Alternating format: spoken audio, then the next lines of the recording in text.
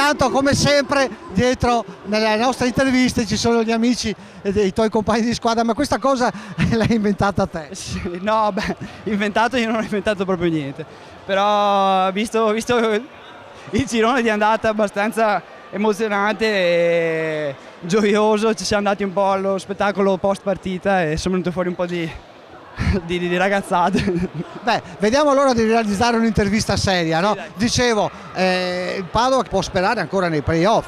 No, sperare ancora, è l'unico obiettivo che abbiamo a questo punto della stagione, nel senso che ormai mancano 3 partite, tutte e 3 molto, molto toste, e fuori casa con una squadra molto giovane, l'Alta Marca che sta facendo bene, in casa l'ultima col Castello, gran squadra, e poi contro il Virgo Real che non avrà nulla da perdere e ci metterà il cuore.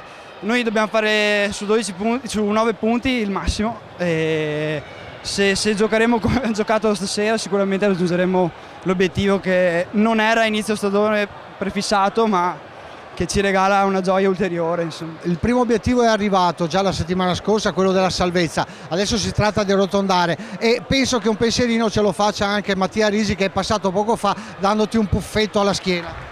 Sì, lui mi ha dato una pacca sulla schiena, io gli ho tirato le orecchie, quindi c'è questo rapporto giocoso con il nostro direttore generale che guarda, non si fa che star bene, insomma. Credo che questa sia la più bella intervista che ho realizzato da quando vi seguo. Beh, ci mancherebbe altro, mi sarei incavolato se non fosse così. Grazie.